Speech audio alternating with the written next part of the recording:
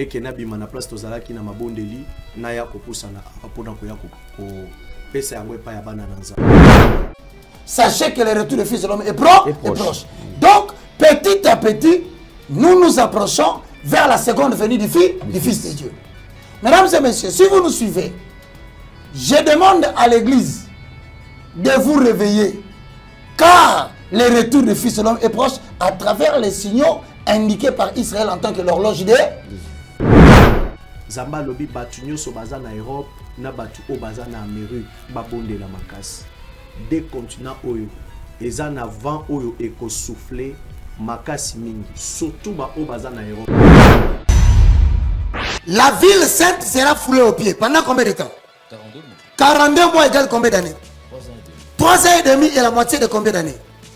Maintenant, comment on peut affirmer que ça prendra 7 ans de la période où le mystère de l'iniquité, qui se typifie par Apocalypse chapitre 13, le verset 15. Donc c'est la période où on va obliger à l'humanité que nul ne peut acheter ni vendre, sinon la mort. Or, l'iniquité, c'est l'image de la bête. Zamba lobi ezana maladi oyo ezoya. Maladi wana ekobanda kosala batu pe ekobandeli kosala lokola grippe pe mutu pasi. Ekosilisa batu ebele na Europe pe na Amérique. 2000 combien? Jusqu'au mois de juin. Voilà. Ça s'appelle la petite tribulation. Donc nous allons traverser une zone de tribulation qu'on appelle la petite. Mais la grande va commencer quand? 2024 J pour tendre vers 3 ans et demi. Ça donne quoi? 2027, hein? On nous dit, ça fait au total 7. Mais la grande tribulation, on dit, il fera cesser le culte. En 2024, hein, le mois de juillet, il y aura maintenant l'entrée en vigueur d'une seule religion.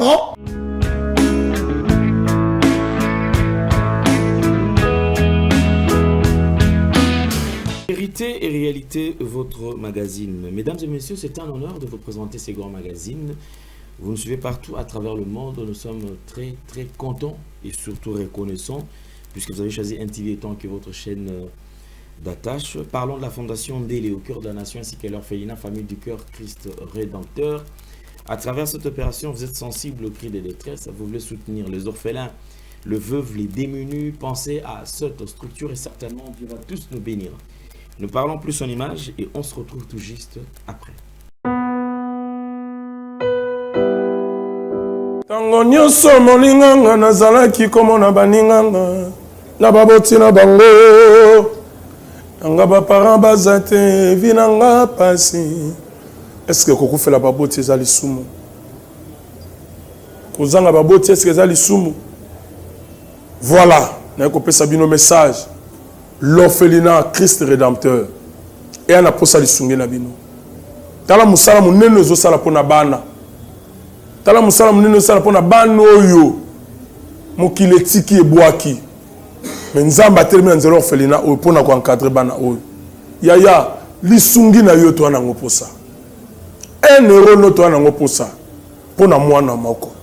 Tango mwana moko alie nzambe ya bitike oya permettre ete na nzela no mwana alia akobosa na ote. Voilà message ya l'orphelinat Christ Rédempteur. Tu as besoin de sungi na bino. Ba numéro za na se kota contact na biso assistance na yo et aux ali sungi pona bana. Que le Dieu des orphelins a bénir diama mtu nyoso ja ta likanisa ko sala quelque chose. Peut sali yango zamba pambola bino. De retour sur ce plateau, les différents produits disponibles ici chez nous, vous en avez besoin, sentez-vous très à l'aise et vous serez servi. Une fois que vous allez nous contacter, vous serez servi.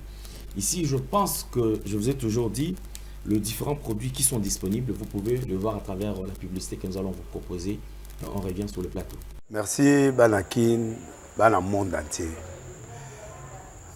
Maxi bien-être. Sougala café, le logo na mêlé logo mais le logo est amabé. Il y a bien pour na panne technique mais ko sale la on ndenga mabete sale la ngo pona mama. Ba célibataire to lingi bino ate.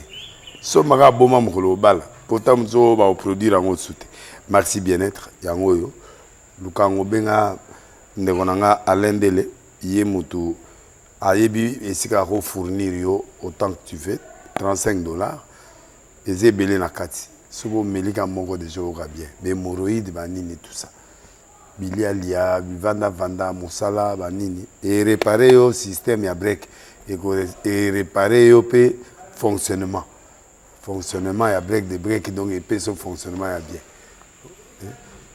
to comme ba congolais toujours gagner ba match aux ba défaite pas technique en plein match c'est pas bon zongela eloko ngala c'est éviter de dire surtout ba pasteur boningo mela boyawa bobenga pena alendele na numéro na ye pour bobenga pour bozeloko c'est important traitement poison anti-poison yango yo ne ba mususu meli yango avant okende obima o mela melango ça 2 jours ata batele loko moi cuire mon corps c'est bon oyo pe anti-poison donc soko ata ezala kati elongolango alendele mikolo somme n'habité mindele yango ba pese biloko ba udia po biloko yango bendeza ya solo mikolo ba tchaka poison ato a famille te ato za problème na mutu te jalousie car do ba produit yango wana ya anti-poison oyo pe anti-poison donc benga alendele à partir na ye ayibindeni oya ozwango nzambe na nga pambola bino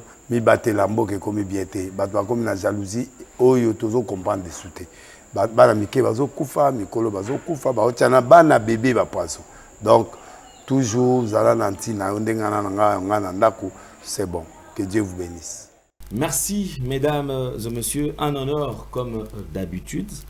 Je ne suis pas seul sur ce plateau, j'ai un invité avec qui on va échanger aujourd'hui. C'est vrai, il s'est présenté et nous avons accepté de partager ces moments, bien sûr, avec lui. C'est le prophète Daniel. Prophète Daniel, bonjour et bienvenue.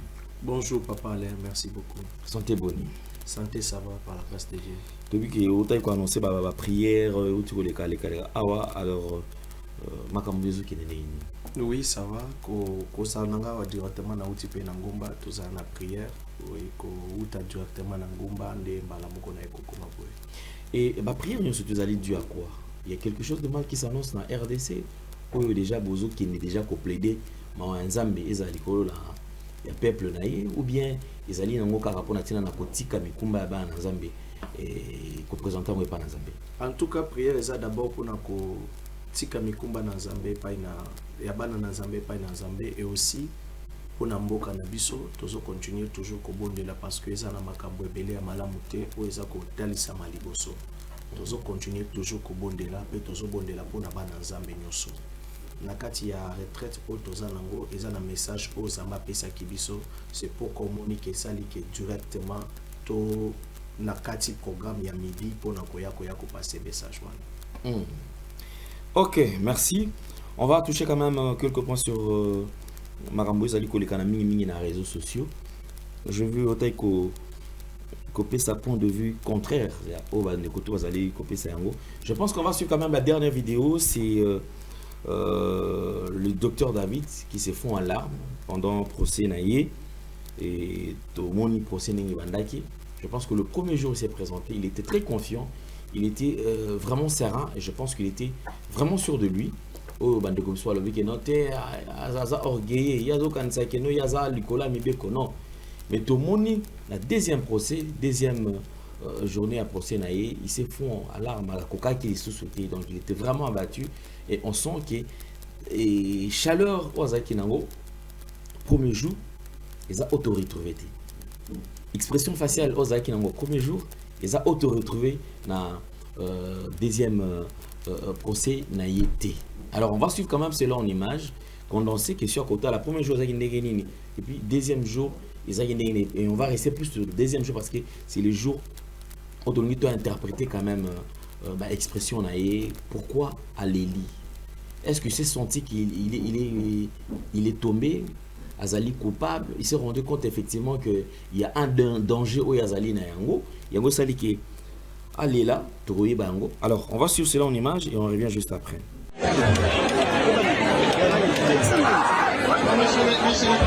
L'audience est suspendue.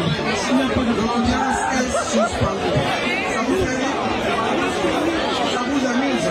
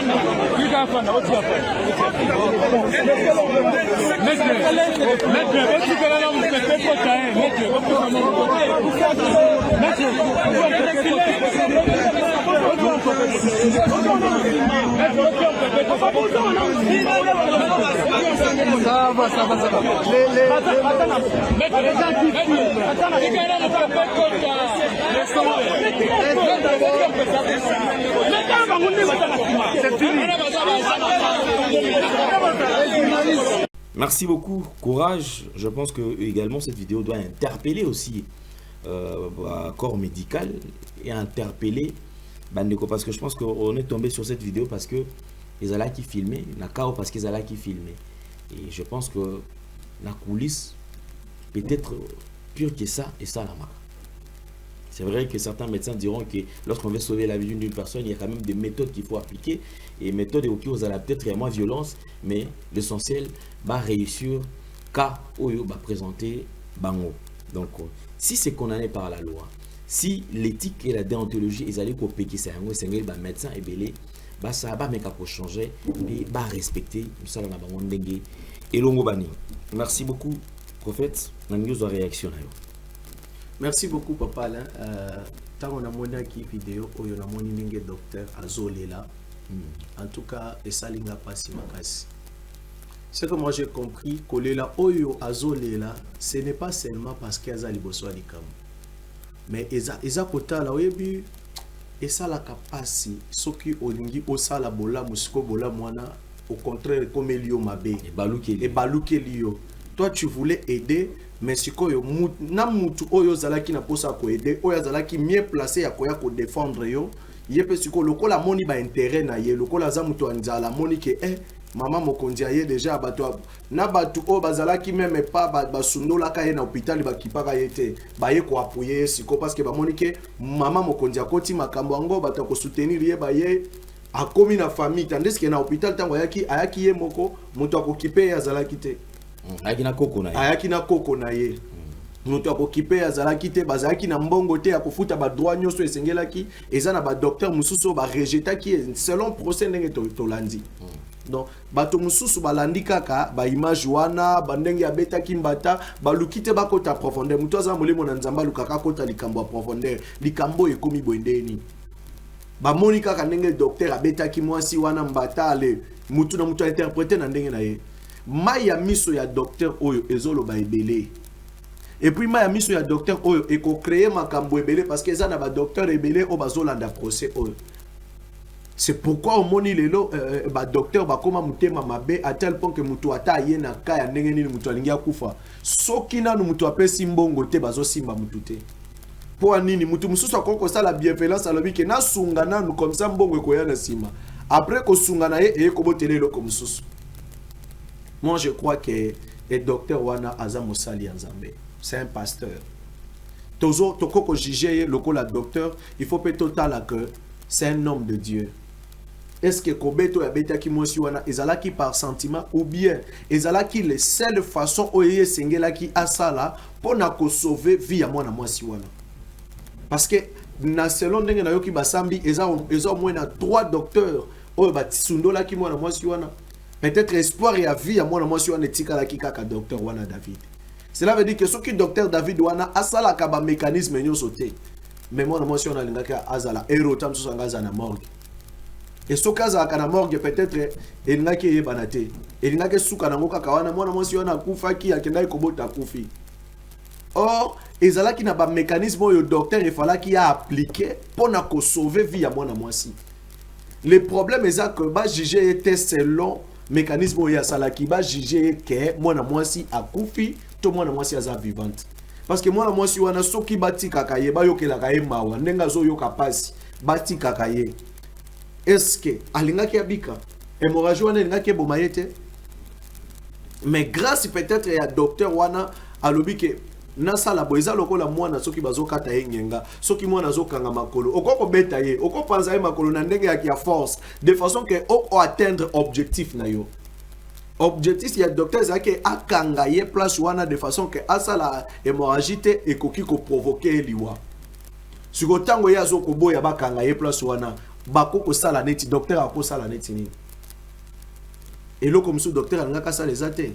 D'ailleurs neti explication nazoyoka baye wana bazalaki meme pa na mbongo ya kofuta hôpital. Docteur wana ndimi peine wana pona bango alobi ke asala yango pona ko sauver vie ya moto. Mais ce que moto ya kokiko ya ko défendre mo docteur wana ezaka mwana mwasi wana. So mwana mwasi wana lokola pe famille ne ba moni ke mama mokonzi akoti likamo, mama mokonzi aye ko sunga ye a déplacer na hôpital, atie na hôpital mususu azo continuer ko zwa ba soin na ye. Na ba oyo nyoso ba bwakisa ye kala ba komi koya yo folo bande boye po tozwa boye ba bimisi sko nzala na bango libanda. En réalité docteur wana nga na moni peza te sika nini oyo bakoki ko condamner ye to ko coincer ye makasi. Peut-être bakoki ko pesa ye ka conseil lui dire que non ndenge osala kibongo à la prochaine fois ko luka ka façon nini ya osala ou bien ko zwa ka ba vidéo te ba biloko ndenge wana. Mais non que va traiter na ndenge o bazo traiter. Mais ça sera difficile parce que déjà je pense que plein de gens allaient dans ordre de médecins, allaient la structure belé ils allaient côté ma santé.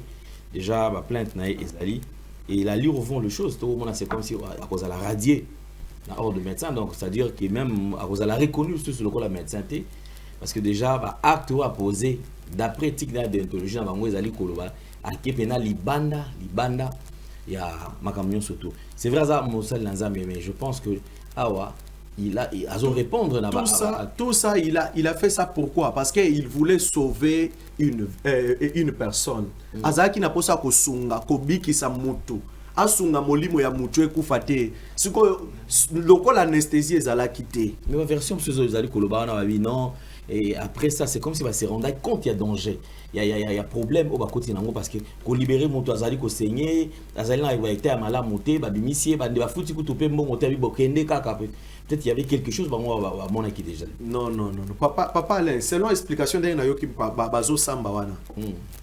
Soki ke batu o misato batika ki ba docteur misato batika ki ba sundola ki parce que on a ki koboya ba kanga ye wana. Ba docteur wana ndefala ki kutu ba kanga bango. Ba interpeller bango parce que bango ba koki ko ba sundoli malade. Or docteur a koki ko sundola malade quel que soit ndenge malade azo sala, quel que soit caprice ya malade. Il fallait ba luka solution. Loko l'anesthésie ezala kité. Mwana mwasi wana na douleur wana azo kokokate. Il fallait qu'il va utiliser méthode nini ba bondela ye parce que mutu tant koza ko bondela ye na pasi a komisa ka pasi makasi. Mais soko gangeli ye azo akasomo. Il fallait que le docteur a utilisé méthode ni. Alors, il y a dossier, il y a docteur, Moutou a sali 8 ans na Moussala naye, et puis homme de Dieu, un responsable, mais besoin koti a vie naye na danger. Likolo ya mwana mwasi moko boye, mwana mwasi wana yaki na hôpital na zemi naye, oyo mobali ya yebanite, papa ya mwana yebanite, azwaki zemi ne kaka na nzela ndenge azwaki soki wapi. Mais peu importe. Aye na hôpital. Aye na hôpital maintenant. Bolingi ke bo condamné mutu oya ye ko sauver ye vie tandis que ye ayaki na hôpital wana ni mbongo ayaki na ye kaka koya na hôpital kobota. Parce que docteur wana mécanisme nini oyo selon bango alingaki a utiliser pona ko sauver vie ya mwana mwasi wana. Et aussi batu oyo batiaki vidéo wana na internet parce que soki nga na comprendre bien ba juge bazo ko sambisa selon makambu oyo bango bazo mona na internet, selon ba oyo batu bazo loba na internet. Ba se mêler mingi te na makambu bazo loba na internet parce que ba docteur bazo mona e koza la risque lobby wana pona bato bakobanda kokende kobota. Eza na mutu mususu azo ya kobota boye complication lingi sala ma docteur akotika na ya bon il faut bokende na ye boluka basala césarienne. Tam sous ezalaki eloko moko docteur ako osala facilité pour sauver mais ba docteur ba koma kobanga docteur nyoso comme monaka lobby ekoya kokomela nga lokole komela ki docteur David. Vous voyez? Eza risque na ba mikolo ezoya pona batu oyo bakobanda kokende kobota na ba hôpital et puis pona ba malade mususu. Eza na malade mususu tam mususu po ba beta ye tonga. Ezo senga il faut ko bloquer maboko ko bloquer makolo pona obeta ye tonga.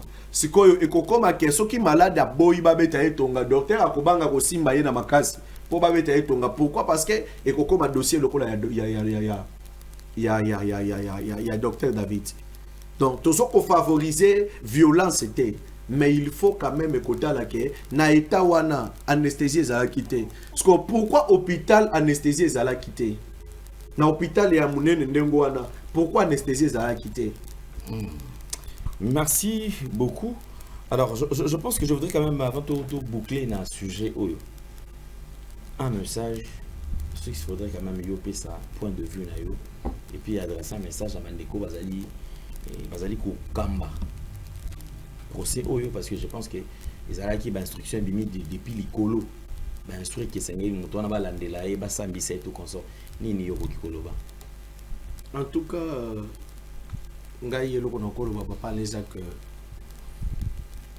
ba JGT selon makelele ya réseaux sociaux bata la paramètre ya makamnyoso nini sala que pasteur le docteur a comme un niveau ya kosala ndenge wana parce que ce qui a sala ki ndenge wana te moi si alingaki azala invité donc ezala qui peut-être dernier mécanisme où il fallait qu'il y ait ça là parce que pour ça na ezala qui a garder mutu na bomoi so qui siko asala ka bongote mais lelo oyo moi na motion na peut-être azana mort peut-être azapple peut-être peut basi ba kondier ce ko balinga ki basala ndeni mais parce que docteur wana sali bongo yango quand même que moi si wana zui aza encore à vie yango pe sali que akutana na mama Denise asa akutana na batu nyonso parce que na dossier oyo pona bango eza lisusu dossier ya pasteur ndenge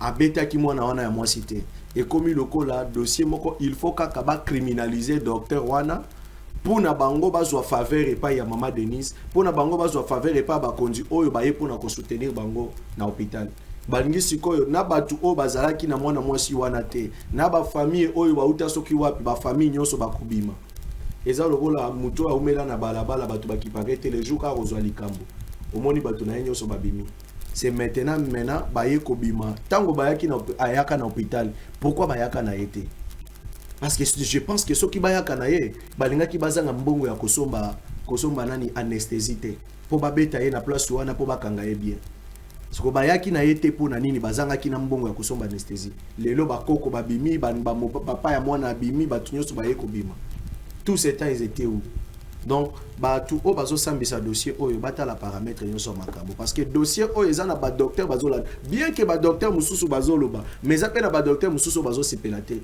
comment nani moninga na bango azokozala humilier ndengwana asali 8 ans d'expérience ya musala na ye ba mazo ya ko condamner ye likolo ya acte moko oyo que eza acte moko bakoki peut-être ko solola na ye kaka ko yebisa ye esili ulie ya kosalisa ye audience publique na ndengwana na ba niveau oyo ekomi wana lobi wana ekozala risque makasi pona batu oyo bakobanda kokende na hôpital parce que docteur nyonso akokoma na somo ya koaider mutu docteur akobanda kobanga soki mutu asali fier babeta etonga asali fier docteur atiki par rapport à quoi azobanga baya ko criminaliser lokola ba criminaliser docteur David.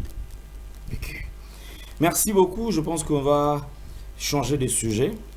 Il est important, je pense que nous devons attirer les sons surtout vous, ceux qui sont médecins.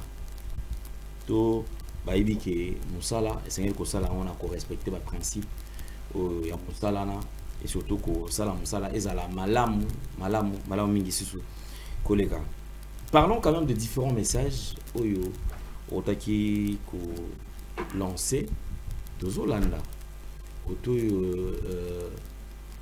évangéliste Roger Baka a annoncé mouvement éco secoué Europe épidémie pandémie ba mokono ya ndenge na ndenge ezali ko landama ekolanda na kati ya Europe oyo ko souffler ekoningisa penza Europe esengeli bana Nzambe bakota na mozindo baluka elongi na Nzambe avant qu'il ne soit tard.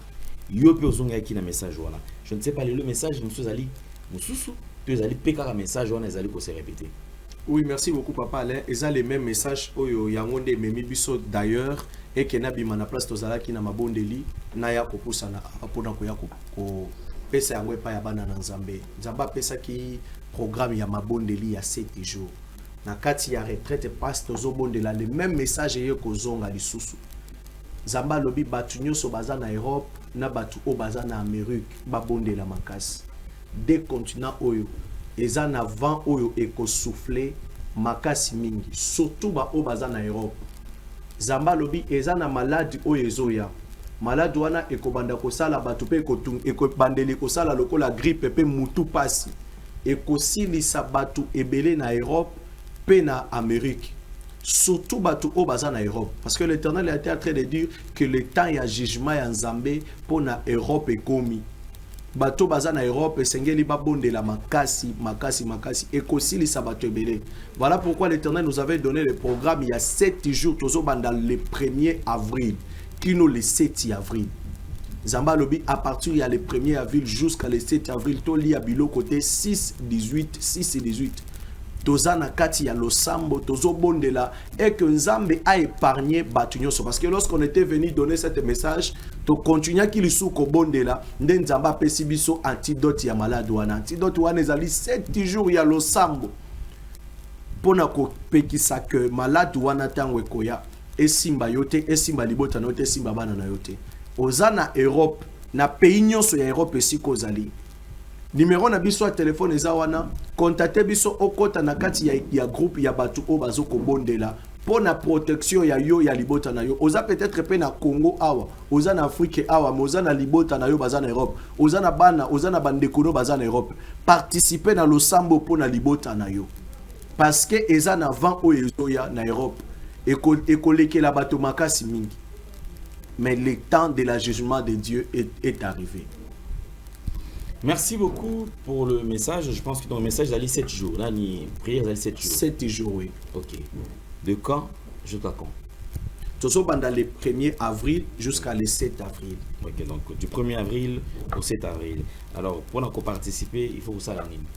Pour participer, c'est seulement que au contact biso, to condition na kati ya groupe parce que toza na moyen ko sala ba live te prière en ligne na chaîne te, tozo bondela na groupe na WhatsApp.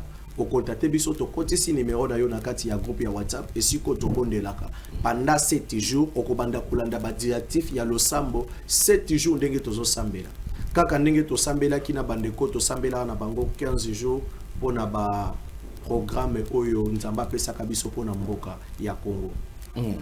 Merci beaucoup, je pense que c'était ça le message.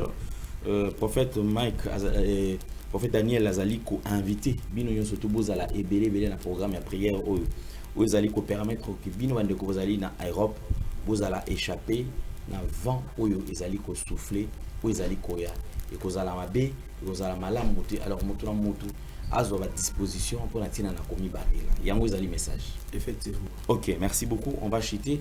Alors un tout dernier message bande ko to wazi occasion ya olanda biso.